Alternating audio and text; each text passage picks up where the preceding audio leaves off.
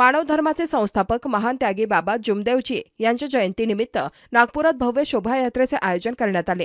या शोभायात्रेला भाविकांचा उत्स्फूर्त प्रतिसाद लाभला असून शहरात भक्तिमय वातावरण निर्माण झाले होते।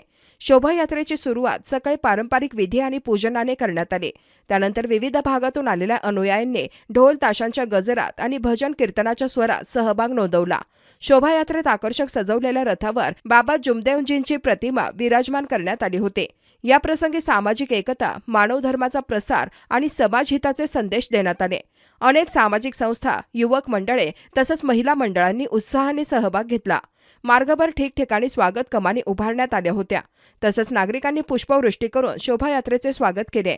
कार्यक्रमाच्या यशस्वी आयोजनासाठी आयोजकांनी विशेष परिश्रम घेतले। प्रशासनाच्या वतीनेही वाहतूक आणि सुरक्षेची योग्य व्यवस्था करण्यात आली होती। जयंतीनिमित्त विविध धार्मिक व सामाजिक कार्यक्रमांचे आयोजन करण्यात आले असून या निमित्ताने मानव धर्माच्या विचारांचा प्रसार अधिक व्यापक करण्याचा संकल्प व्यक्त करण्यात आला।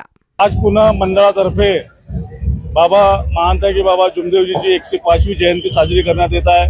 दरवर्षी लाखोच्या संख्येने इथे परमात्मा एक सेवक येतात आणि मोठ्या हर्षोल्लासाने हा सण साजरा करतात।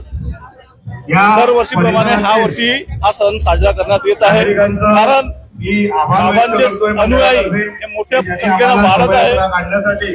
आज जिल्ह्यातून नाही तर राज्यातून नाही तर देशातून अंधश्रद्धा आणि व्यसनमुक्त समाज कसा घडवायचा हा उद्देश आम्हा सर्व सेवकांना बाबांनी दिलेला आहे।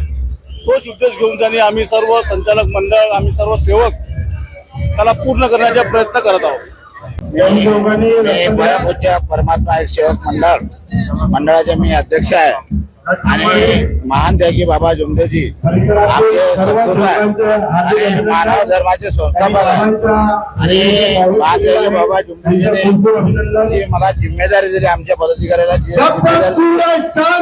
हा जन्मदिवस लोकांना सत्य मर्यादा प्रेमाचे आचरण देण्याकरता, मानवतेची जागृती देण्याकरता हे सगळं रेली आहे।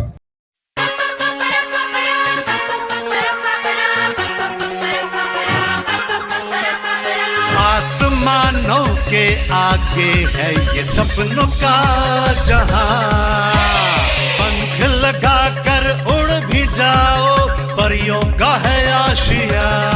नाचेंगे झूमेंगे मस्ती में कर अपनी मर्जी,